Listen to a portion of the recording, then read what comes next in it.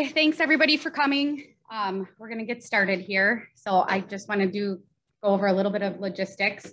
I think I showed everybody where the restrooms were. So if you need, they're right back here. Help yourself to any beverages. Also up in front here, we have a copy of the presentation. If you wanted to follow along, you can grab a copy of the presentation. But I'd like to introduce Rachel and Cindy. Cindy is at JAK here. She is in our estate and trust department. So she can talk a little bit more about herself. And then Rachel is an estate planning attorney in St. Paul. So she's nice and close. Cindy and Rachel work really well together. And she can introduce herself a little bit more as well. This is being recorded. So anybody that needs a copy of the recording, because you registered, I will send an email with a link to the recording by Friday. So just watch for that in your email. It'll also be on our website by Friday as well. And then if anybody has any questions, how would you like to handle questions for in-person people? Just we can wait till the end. Okay. Questions. Okay, so if you want to just jot it down on your piece of paper and then we can do questions at the end. For those attending online, if you can use the chat feature and chat to Kim Elm, then we will go over the questions all at the end and I can pass them to Rachel and Cindy. So take it away. Good afternoon, everyone. As Kim shared, I am Rachel Schroman, owner and attorney at Schroman Law, located in St. Paul. I am an estate planning and elder law attorney. And Cindy and I think this is our, third. Yeah, we do a number of seminars together. Sometimes it's just me talking the whole time, talking about estate planning 101 and kind of the basics of trusts and wills and all of that. That's my bread and butter. And I'm super excited today to have Cindy sharing about tax considerations and what tax things come up after a person passes away. These are questions I get a lot from clients, and I know enough about it to direct them to Cindy. So those are the types of things where tax professionals are just worth their weight in gold. You will be added to a mailing list about future seminars as well. And we do a number of topics around estate planning and tax. So if any of those are of interest, feel free to join again in the future. And there is a sign-up sheet by my business cards. I do a lot of seminars and legal education that are free to the public. If that's something you want to be made aware of when it's happening, you can sign up and you'll be aware of that as well. So just as a short intro about estate planning, for those of you who have not done estate planning or haven't worked with me specifically, estate planning is the process by which you have documents to plan for what happens after you pass away, but also during your lifetime. And when clients work on the estate planning process, we're really focused on getting into writing, legally enforceable writing, what they want to happen if they become incapacitated, if they pass away, and making certain that the people they want in their lives to have power to carry out those wishes or those actions have the power and the authority to do so. However, a lot of times we put together those documents, we sign them, they go in a folder, they go in a safety deposit box, they go in a locked safe, and that's kind of where it ends. And that can be okay. Sometimes that's all people have the capacity to do at any given time. They have really full plates. But what can happen more often than not is I get a phone call from a loved one and they have no idea what to do. They haven't seen a copy of the documents. They may not have even known that the documents were done, that they had been named. They don't know where bank accounts are held, none of it. And they're in kind of a state of almost crisis and confusion because now they're having to learn that while their loved one's in the hospital, while they're grieving a loss. It can be very overwhelming. One of the first probate clients that I had was actually a friend of mine from law school. She did a different area of law, so she hired me to do her mom's probate. And her first meeting, she walked in with 3 of those like reusable grocery bags full of unopened mail. And we sat on the floor in my office and we went through unopened mail to try to figure out what her mom even had in terms of assets or debts. And for lack of better terminology, it really sucked. It was a lot of work, but it was also during a time that she kind of should have been grieving. She should have been with her family. This was kind of the last thing she needed to spend an afternoon doing. With estate planning, in a perfect world, when clients have the time and the capacity, you will have all of your estate planning documents done. The people you've named will know that the documents exist, where and how to get them, when and if they need them, at a minimum. If you want to share specifics about the documents with them, great. You don't have to. Sometimes it would cause more problems if they knew what were in the documents. You don't have to let everyone know what it says. That's your kind of personal information, but they should at least know that the documents were done. I recommend to my clients that in that same, well, I'll say what I say, and I'm going to plug your tool that you guys use because it's so great. I say that in that same document, they should have a list of the professionals that they work with contact information. Estate planning, you don't just work with an attorney. You don't just work with a CPA. It's usually a team. Attorney, tax professional, financial advisor, if you have one. If you own businesses, you might have a business lawyer. There can be more than that. It depends on the unique situation, but your loved one should know who you've worked with and how to contact them. It's also not a bad idea to have a list of your financial information. It doesn't have to be overly specific. My list, it's like a piece of legal paper that I just jotted down. Okay, I bank at Old National. Here's Stacy's number, my financial planner, my life insurance at Northwestern Mutual. It's just at least enough information that they know where to call to start going after collecting assets.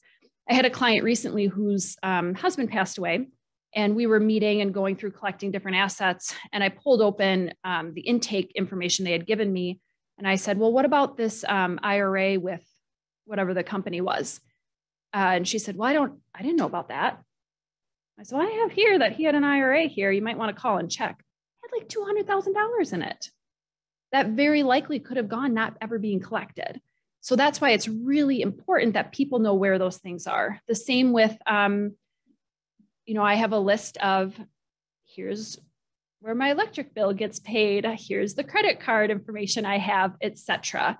My spouse would need that information if something happened to me. I pay all of those things monthly. He might not necessarily know. JAK has a really cool little notebook, and I think I'm like halfway through finishing mine. I might be an estate planning attorney, but just like everyone else, I start working on this and then I set it down and go do something else and come back. It takes me a while to get through my own stuff. So I'm actually going to run over and grab one so I can.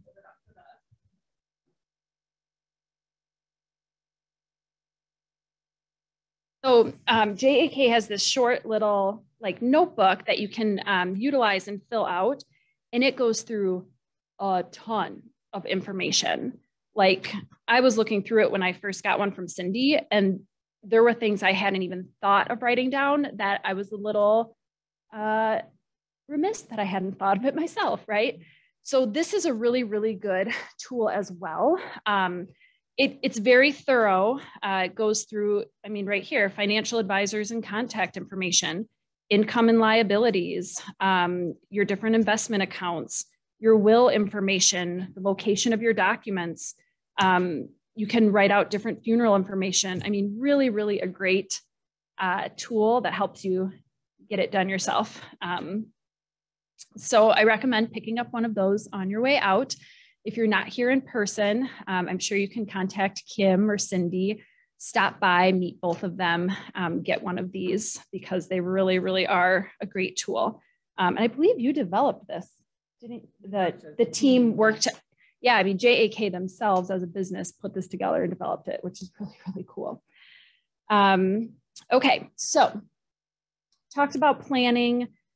Things that get overlooked in terms of when it comes time to actually execute the plan for family members and loved ones.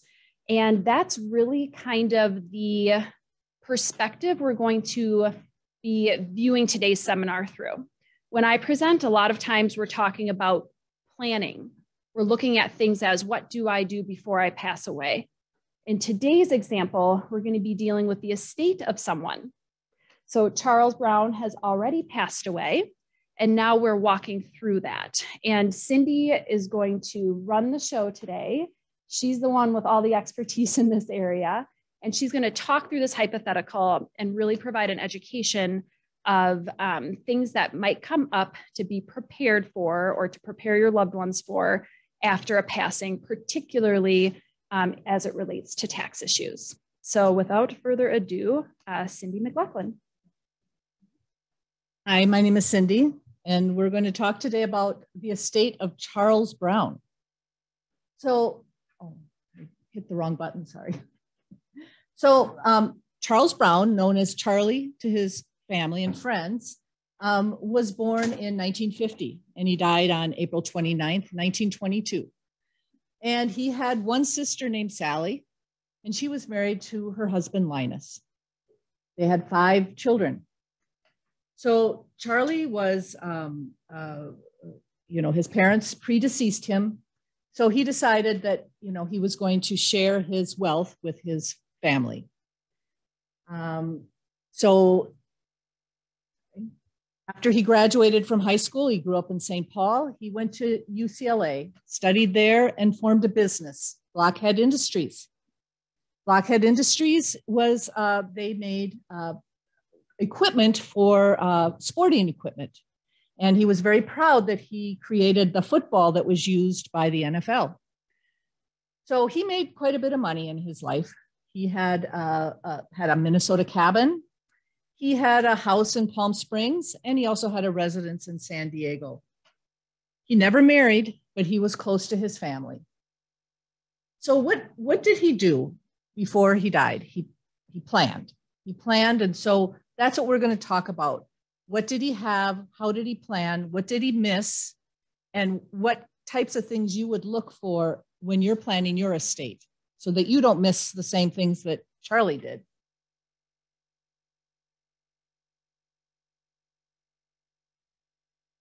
So he decided to retire in 2018. He was diagnosed with Parkinson's disease. So he sold his business, got a lot of money, and he retired. In 2020, he moved to Minnesota to be closer to his family. So that means that he has property in California. He also has property in Minnesota. Because he moved in 2020, he died in 2022, he was a Minnesota resident. So being a Minnesota resident then is a little bit different when it comes time to doing your estate.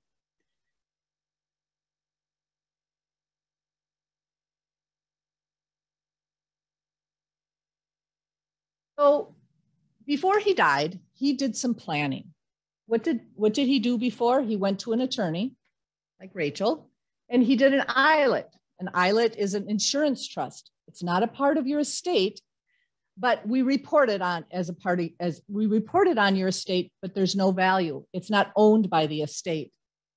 So he got $1 million policy that when he died, it would go to his 5 nieces and nephews. That was good planning. They'll get this money, the 5 of them divide that money after he dies. He also set up a revocable trust. From his revocable trust, he had a bequest that he wanted to make to his friend Lucy, his lifelong friend. He also donated, had a bequest to UCLA. After these bequests are made, the remaining part of his estate will now go to his sister Sally, 50%, and 50% to the Woodstock Foundation. So the foundation is a foundation that is for animal rights and mental health. This was very, very important to Charles or Charlie to have money go to these organizations. It's important in your planning if you want to give money to charity that you decide who you want to give it to and what's important to you. That's what he decided was important to him. So most of his assets were titled in the name of the trust. But you can see as we go through that there's a few things he forgot.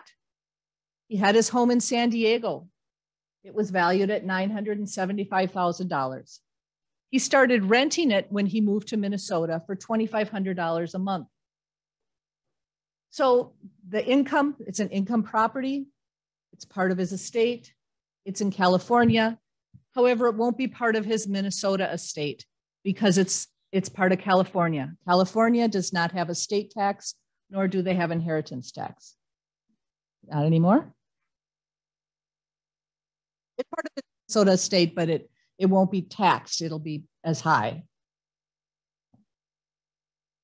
So then he gifted a cabin. In 2020, he decided he didn't want his cabin anymore. So he gave it to his sister, Sally, and her husband, Linus. So because he gifted that within 3 years of death, that has to be clawed back into the Minnesota estate. And that's something that people need to consider when they're doing their estate planning, when they start gifting properties or money or things like that to people, that if it's done within 3 years of death, it can be brought back into the Minnesota estate. So we often encourage people to do that, as they go, to gift something. If he had gifted it a couple of years earlier, then it would be out of his estate.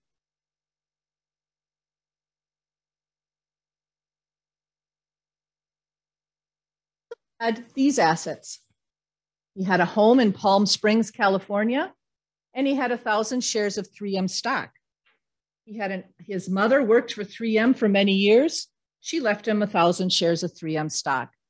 It's worth $146,000 now.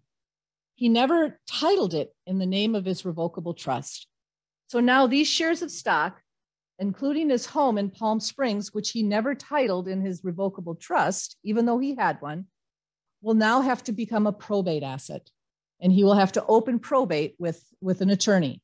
So this is why I'm pointing this out, is how important it is if you open this trust, if you create a trust, that it's important to go back and to put your assets in the name of the trust. It doesn't do any good if you don't have it in the name of the trust. So now he will go to an attorney.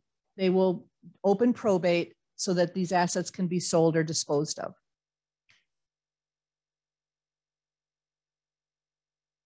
He also had a joint checking account.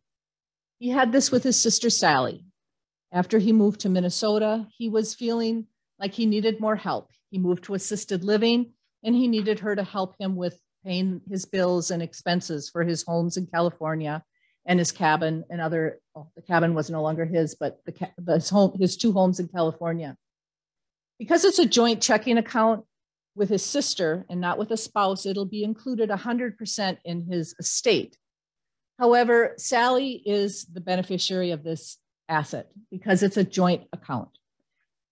And I want to say a little bit more about transfer on death accounts too. Some people, instead of having a revocable trust, will title their assets in a transfer on death account, such as an investment account or a home. That's another way you can transfer your assets directly to your beneficiaries, is to have a lawyer or someone title your assets in a transfer on death, especially homes and those types of things, okay? So I'm trying to go through what the different types of ways you can title your assets so it goes directly to your beneficiaries and doesn't have to go through probate. So what could he have done with the house in California that he didn't have titled in his revocable trust? If he had put it as a transfer on death to his sister, then it would have just gone directly to her, as opposed to going to, now to an estate and having to go through probate. So the joint checking will be included. However, it will not, it'll be transferred to Sally. Other assets that will be included on the return, because his estate is, for Minnesota purposes, greater than 3 million. So if an estate is greater than 3 million in Minnesota, then you have an estate filing requirement. So you'll disclose this Eyelet. Remember, the Eyelet was an insurance trust set up for his nieces and nephews. So that $1 million will be paid to them. However, it won't be included, but you still disclose it. He also had an insurance policy. It was for $5,000. That will be included as an asset on his estate. However, it goes directly to Sally because he designated Sally as the beneficiary. And the reason I bring this up is to point out that you need to make sure that all of your insurance policies and any of your IRAs or any of those types of accounts that you have designated beneficiaries set up before you die.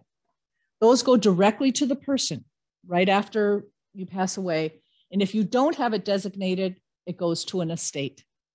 So it's better to do that beforehand. So he had it set up, MetLife, that Sally would get that $5,000.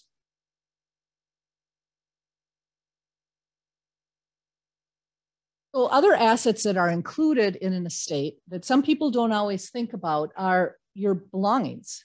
He had a car. He had refunds. He had tax refunds coming to him. His sister would take care of, filing his final tax returns, and there were refunds that were coming to him. He also had a football collection, famous footballs, and that's part of his estate. They got an appraisal, and they know what the value of it is. It's included as a part of his estate. So think of other things besides just your investment accounts, your IRAs, and those things. Think about if you have collections, if you have many cars, if you have artwork, or if you have jewelry, that's also included as a part of your estate. And also sometimes make sure that you designate who you want that to go to, if there's something specifically you want someone to get. And that's something you would do with you can add to your will or to your trust document. Well, Charles had gifted his cabin to his sister and his brother-in-law. And so he filed one gift tax return in his life. So for the federal tax purposes, it's probably coming up later, but it's about a 12.06 federal for 2022. So it's 12.06 million. But because in his lifetime, he used some of his exclusion, $400,000 of it, that would come off of his total before we figured out his estate. So when you go to do estate planning, don't forget about the gifting that you've done, if you filed gift returns or if you've given things away. So what Charlie did during his life is he worked with his attorney, and he made sure that every year he gifted the exclusion, which is $16,000 a year in 2022, to each of his family members, to each of his nieces and nephews, to his sister, his brother, to start getting rid of some of his estate. Another thing that Charlie did was he paid directly to the university or to the schools for his nieces and nephews to go to college.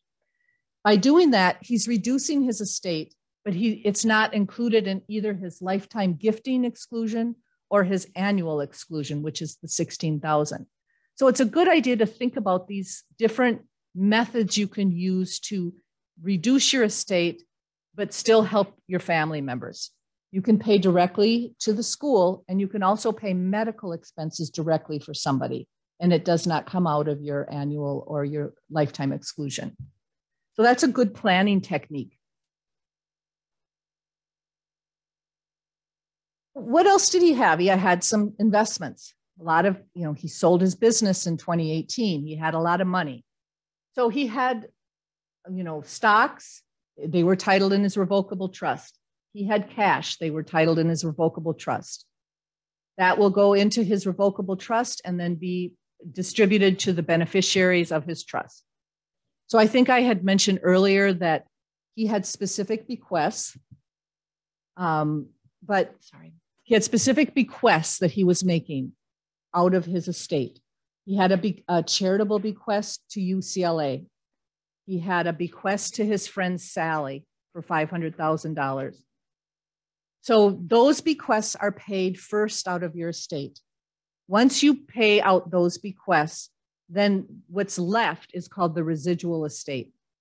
So the residual estate then for him was divided between his sister Sally and his charity.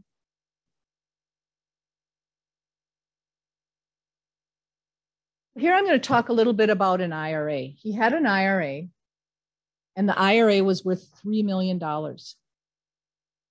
Sally was the beneficiary of this IRA, but she doesn't want it. She wants it to go to her kids. So she's going to disclaim it. This is something you can do after someone dies. She said, well, I want my kids to get it. I don't want to get access to it. If she took this asset as herself and decided to give it to her children, she would have to file a gift tax return. So she goes to an attorney within 9 months of death and says, I don't want this IRA. I want my kids to get this IRA. So you fill out a disclaimer, the attorney, you sign it, and then it passes directly to the children. It's as if you, as the person disclaiming, have died, and it goes on to whoever your beneficiaries are. So this is another thing you can think about after somebody dies. Maybe there's assets. I want this to go to my kids. I don't want this asset. I don't need this asset, but you don't want to have to use up your gifting exclusion. You can disclaim it, and it goes directly to your children.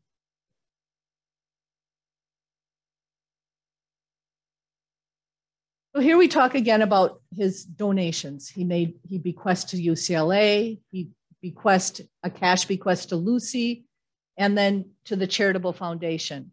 One of the advantages of gifting the residue of his estate to a charitable foundation is that he gets a charitable deduction. So in the end, he may not have a taxable estate. Maybe he's given enough so that he gets below that $3 million amount that he would have to pay tax on for Minnesota. So that's another thing that we tell people to think about. How large is your estate? Do you have a charity you want to give to? What are you passionate about? And then make a decision to give to the charity upon your death. And for him, maybe he won't have a taxable estate after this is all done. Sort of just an overview of what we have for him. We have his date of death, what the exemption amount is for Minnesota and for federal, and the different assets that he held. And that in the end, he has a gross estate of $9 million. Okay. So we would add to that the $400,000 he already used of his exemption from the charitable. And then there's also deductions we can take for expenses. So one of the things we can do is we can take funeral expenses and some of these other, legal and accounting fees and things like that as expenses of the estate. As you can see by his gross estate, he does not have a federal filing requirement because he's under that $12 million. Even if we add the $400,000 to that, he's still under the federal filing requirement. However, he's over the Minnesota filing requirement. So we will be filing a return for him to cover his Minnesota because he's over that. He's now a Minnesota resident because he moved here. Now, if he had stayed in California, it might be different, but he was a Minnesota resident.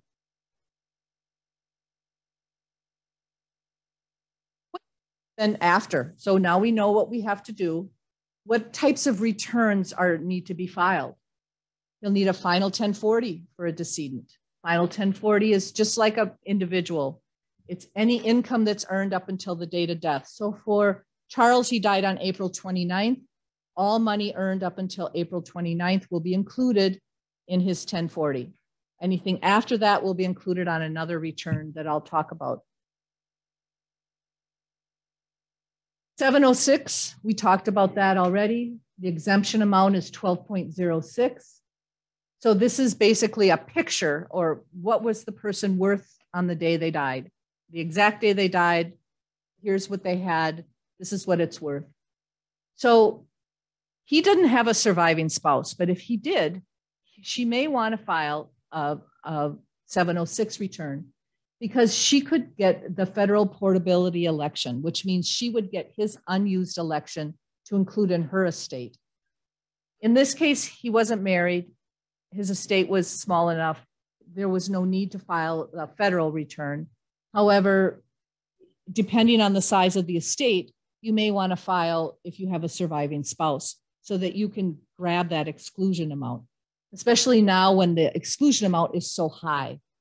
It's over 12 million. You would get that for your estate as well.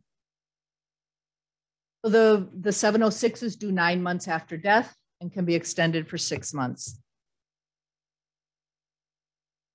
This is the M706. That's the Minnesota estate tax return, which is similar to the federal.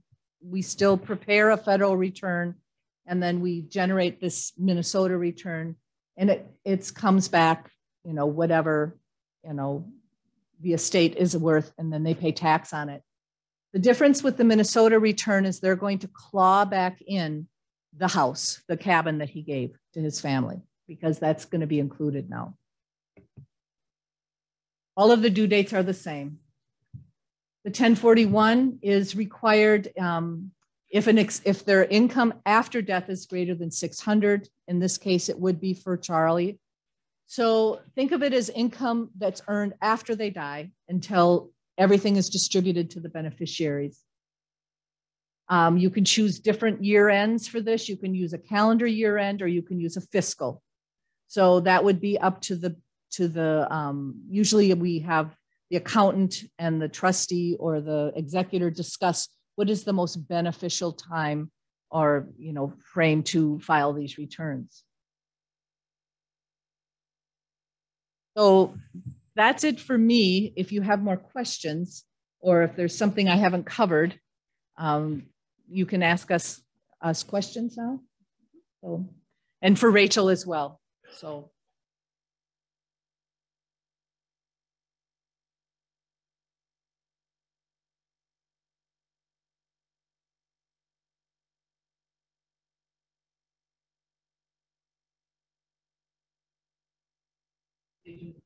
But they're in the process for our partner.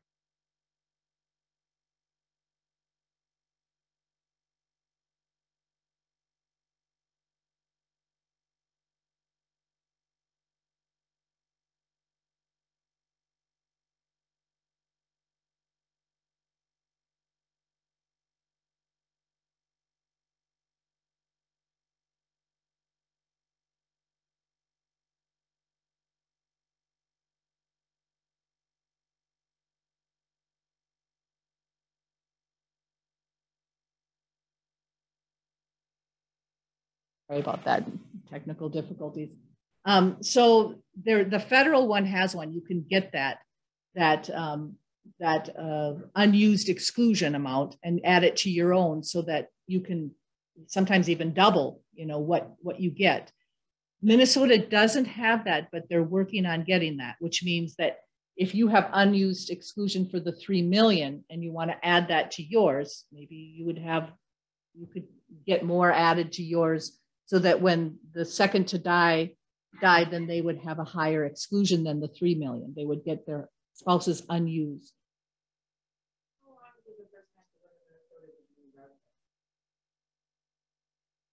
That's a good question. Usually it's over 6 months that if they're a resident. So Minnesota is kind of strict about that, you know, because a lot of people will go to Florida or other places. But if and it depends on where you have assets too. I mean, when you start filing a individual tax return as well, there's questions about, are you a Florida or are you a Minnesota resident? Can you?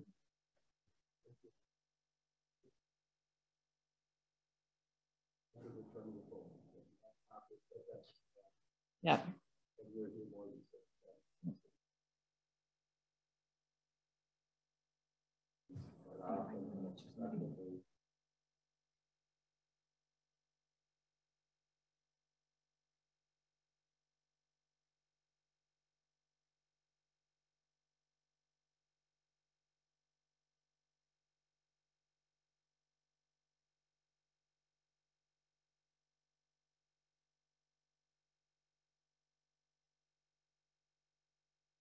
So the question was asked, how long does someone need to be here to be a Minnesota resident?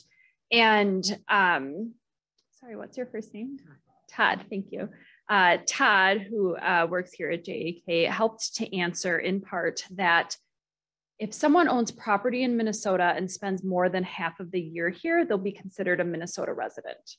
To make it even more simple, I'm going to tag on to that and say that if someone moves to Minnesota with the intention of staying here and making it their home, they are considered a resident kind of almost immediately. In Minnesota, you don't have to move here and be here for a certain number of months before you're a resident. It kind of looks at that intention as well. So kind of two different fact scenarios. One, citizenship in multiple states, or splitting time, snowbirding, which we see a lot. Yeah. Go ahead, sir. A general question for you, about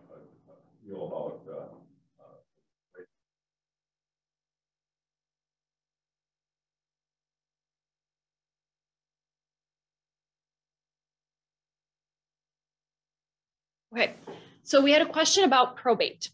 When it comes to avoiding probate, what are my feelings or experience or recommendations around putting assets into trust to avoid probate?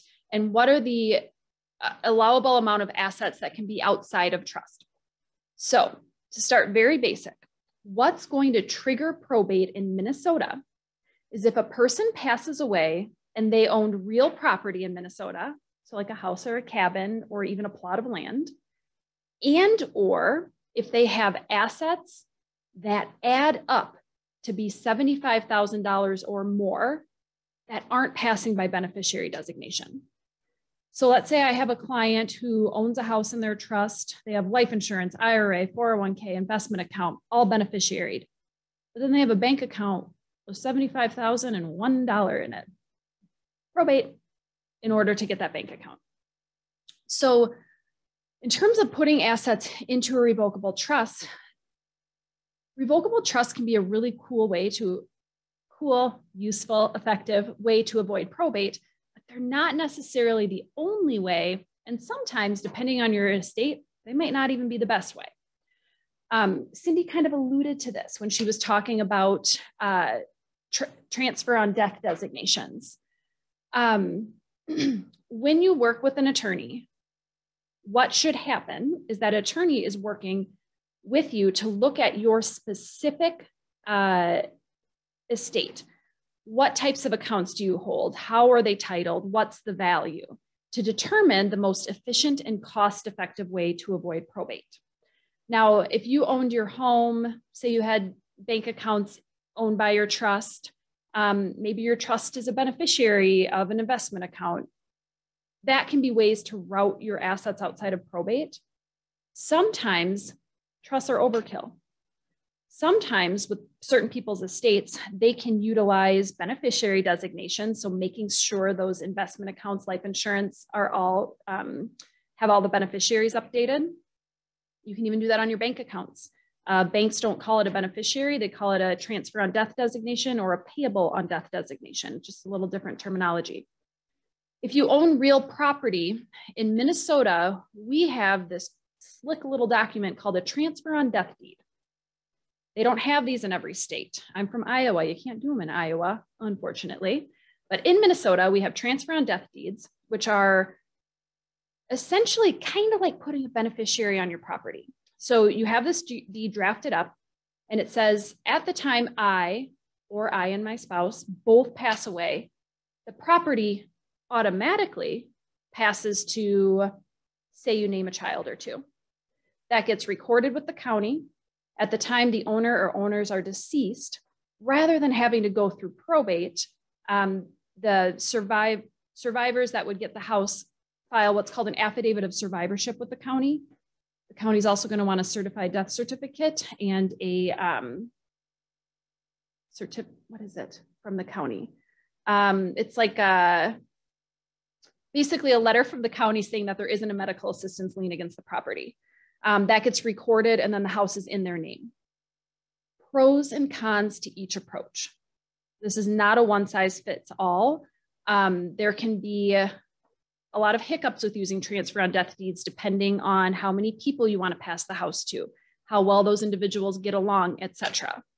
But there's a lot of options. It's just important to figure out what the best options are for you. Did that answer your question? Gives you more to think about. Yeah. Yes. All right. In the back, sir.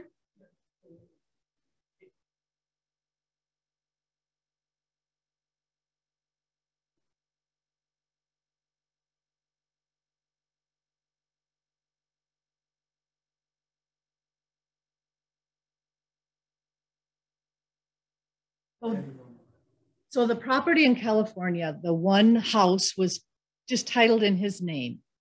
So the house in San Diego, it was a rental property. It was his home, but he rented it when he moved to Minnesota. He didn't sell it.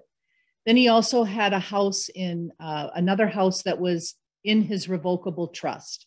So that was titled in his trust. So what I was trying to point out was the California house was not titled, it was titled in his name, not in his revocable trust. So there would have to be a probate opened in order for them to sell that asset to be, so it could become part of the estate. Yes, it would be included as part of the Minnesota estate, but there would be some deductions because it was a California-based property. There's kind of a calculation that you do. No, so it's included in the Minnesota state. Yes. Okay. Okay. A lot of credit, right?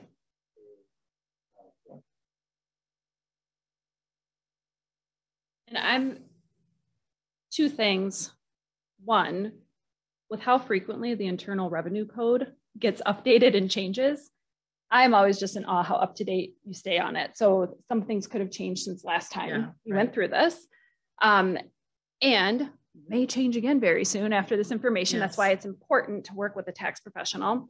And two, one thing I want to just kind of speak to about property in multiple states, with that Minnesota, California example, because he was a Minnesota resident, there'd be a probate in Minnesota and an ancillary probate in California. So when I work with clients that have properties in multiple states, it sometimes becomes even more pressing to want to avoid probate because you can have these multiple ongoing probates in different jurisdictions. Pam? The question was, if you have an ancillary probate in California, do you need a California attorney? You sure do. You need to have well, let me back myself up. Yes, if you're going to hire an attorney to do the probate, you need an attorney licensed in the state where you're doing that probate. Not everyone hires attorneys to go through probate. You don't have to have an attorney to go through probate. I want to make sure I'm clear on that. You also don't need an attorney in a criminal defense trial, but usually a good idea to have one. All right, ma'am.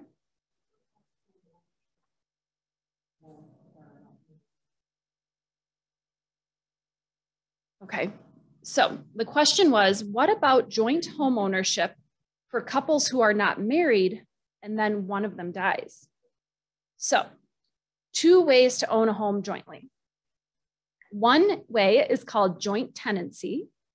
The other way is called tenants in common. If you own a property in joint tenancy, that means when one person passes away, the survivor automatically gets full ownership. Real fluid. If it's tenants in common, severed. One person passes away, it's going to pass pursuant to their estate, which could be probate. So unmarried couples, super important to have estate planning documents. Very, very important. I did my first estate plan when I was engaged and bought a property because we had like no legal rights. I mean, it became very, very important at that point. Once you're legally married, Minnesota law steps in and kind of protects you a little bit. But when you're not married, you just don't have that same protection. Good news is you can get that same protection with some pretty simple estate planning. So it's good to do that.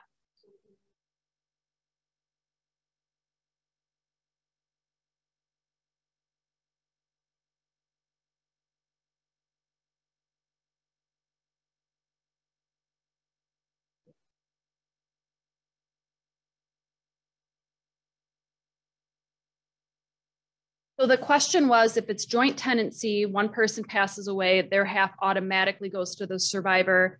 Is that considered a gift for tax purposes? It's just part of your. Okay. Okay. Gifting is why you're alive. Yeah. Yeah.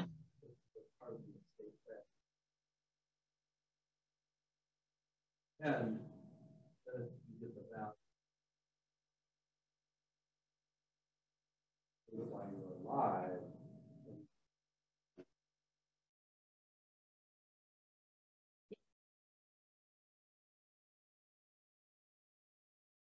So Todd responded saying, yeah, technically it's considered a gift. I mean, it's part of the estate transfer. He did bring up a good point, though, in that when we're dealing with transferring property under the current tax law, because I know there's been some hubbub, if that is the correct phrase, that this is going to change. But under current tax law, if I were to gift, let's say I own a home with someone who's not my spouse, and I decide to just transfer my half into their name while I'm alive, they're going to get the cost basis of the value of the home at the time it was purchased, which depending when you purchased your home, I mean, I have clients who bought their homes in 1950 for like $30,000 and now they're hundreds of thousands of dollars.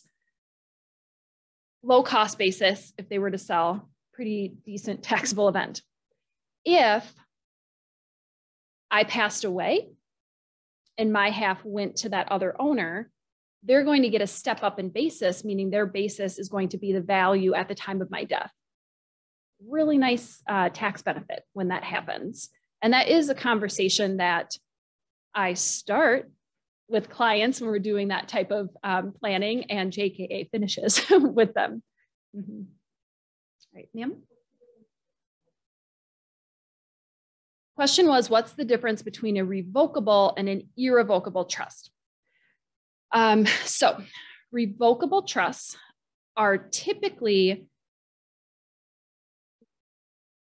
primary document I'm using when clients are doing estate planning. So if you're speaking to someone and they say, oh, I have a trust that plans for what happened when I pass away, they're probably referring to a revocable trust. It's also called a living trust. This is a document that you can change. You can change the terms, you can edit it and update it as things in your life change. You can put assets in it, you can take them back out. Irrevocable trusts, just like the name indicates, irrevocable. Once you put money in there, I mean, you can get it back out and you can change it, but you have to unwind. It's very complicated. But once assets go in there, it's kind of sealed tight, set it and forget it, you're not going to change it. So Cindy gave an example. She was talking about a tax planning tool that's called an Eyelet, which stands for Irrevocable Life Insurance Trust. What this trust allows people to do is purchase a life insurance policy, and they put it in this irrevocable trust. With how this trust is structured, they essentially don't own it anymore. It's not theirs. They put it in there. The beneficiaries are set. For the most part, it's largely irrevocable. That allows it to pass outside or pass tax-free would be a better way to phrase that.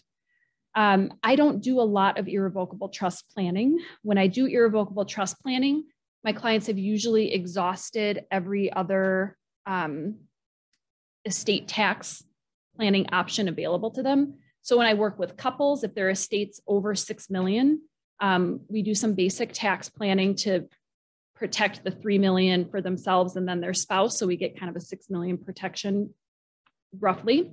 And then if we start to go past that, then maybe we're going to talk about irrevocable trusts. Irrevocable trusts can also come up with medical assistance planning. Very nuanced and complicated. I'm only going to mention that it's a thing because that's also, that area of law is very in flux right now. Disability planning. So there's some other areas where irrevocable trusts come up, but they're not super common tools that are used. Did that answer your question? And then some? Okay. Ma'am?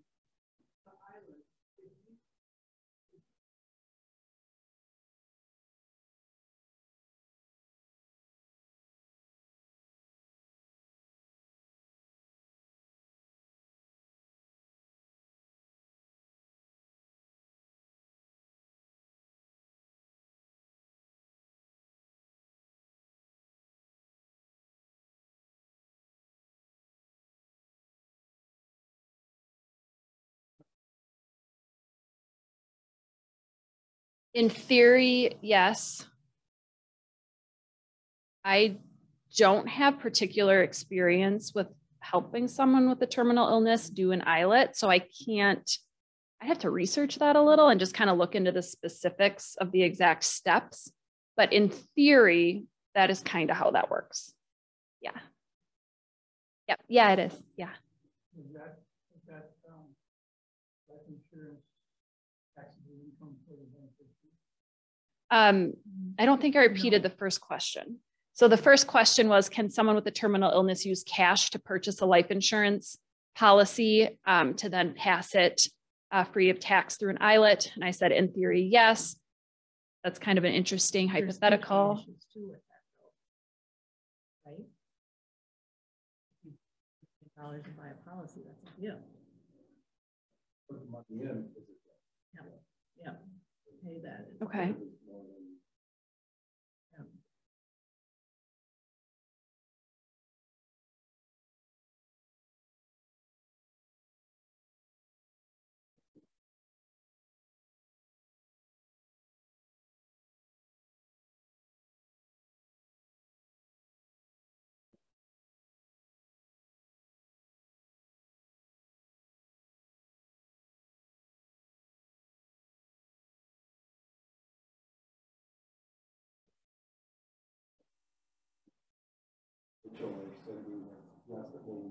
Accomplish those goals and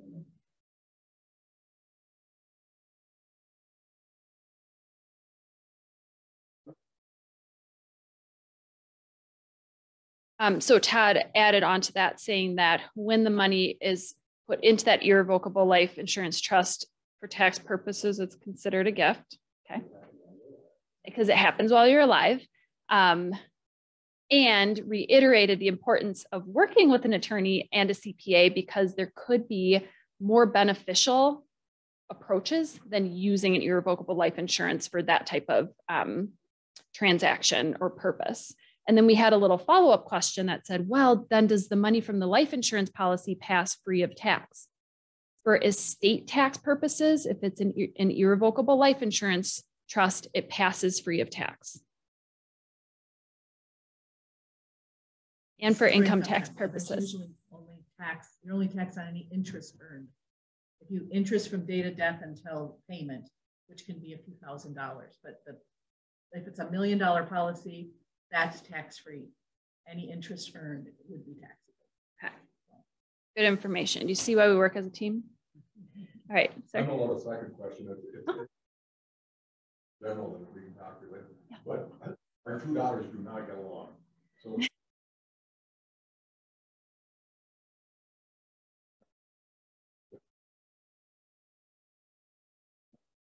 we seem to be in South Dakota. I've never met them.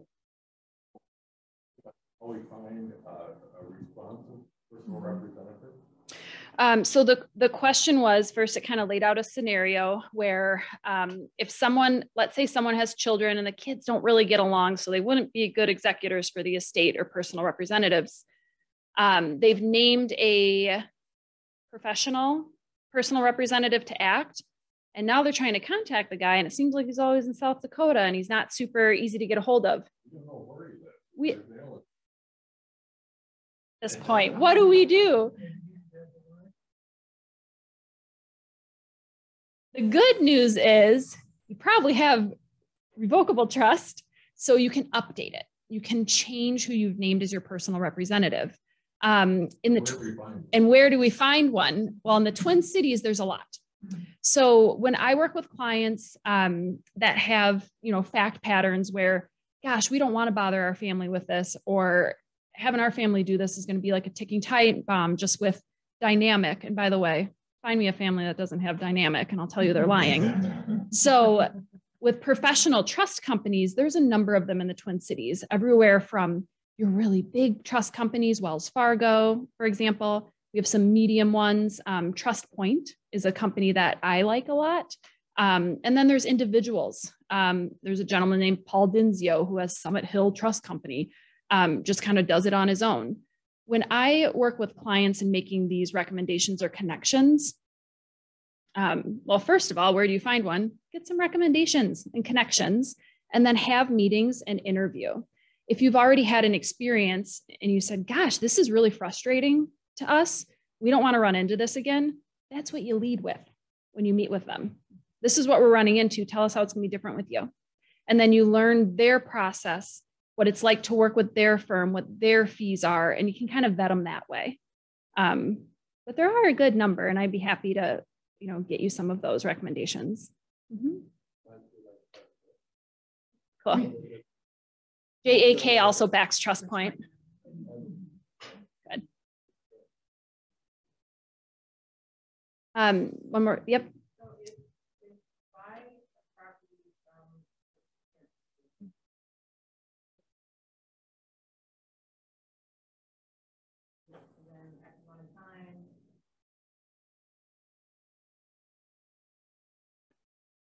I'm going to repeat the question and let Cindy answer it.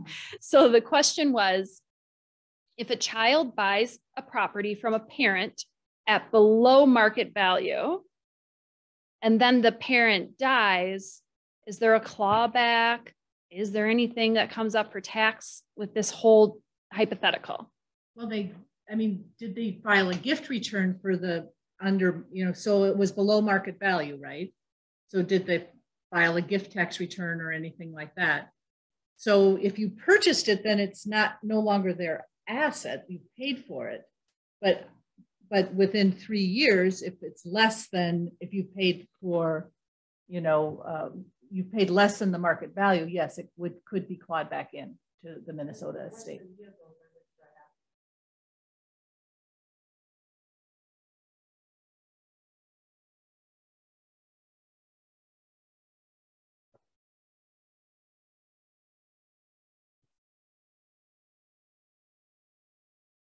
The compromise to repealing the gift tax is a big plus.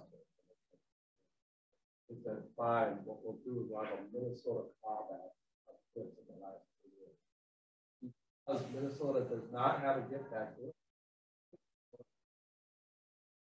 they gave it away in the last 3 years in contemplation of that.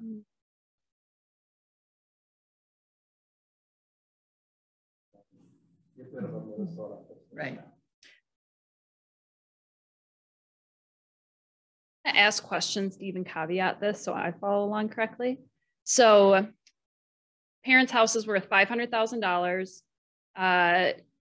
Daughter buys it for $250,000. A gift tax return federally would be done for the $250,000 that was gifted.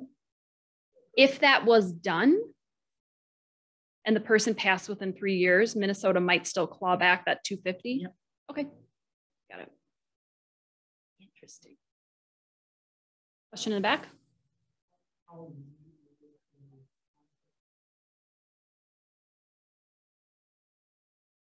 How easy is it to convert an existing life insurance policy into an Eyelet? My understanding is it's not that challenging. That being said, I've only had 1 or 2 cases where I've done that, and it's been a few years. And I was a little hands-off with the actual conversion. So my understanding is it's easy, with a caveat of I haven't done it a ton.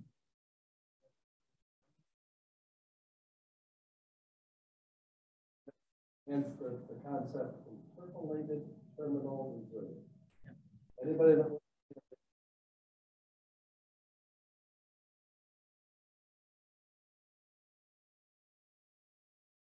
value plus a little more. Okay. Life insurance policy.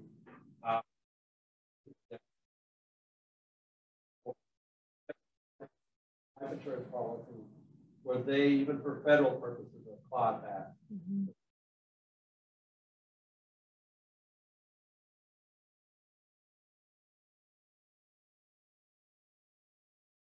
So Todd answered essentially saying it can be done. It's very technical, and make certain you're working with professionals that understand that. And I want to reiterate professionals, because I think even just with how we're answering questions, you're seeing the value in having a tax professional who knows their stuff really well, in having an attorney who knows their lane really well, sometimes in having a financial advisor that also knows their stuff really well.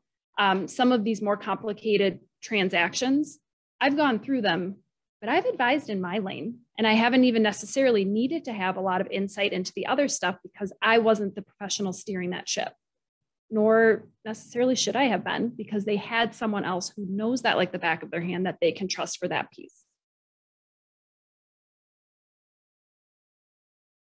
Right, well, we're done. So thank you again for joining us. If you have any questions, you can contact Cindy or I. It's a tax question, please contact Cindy, not me.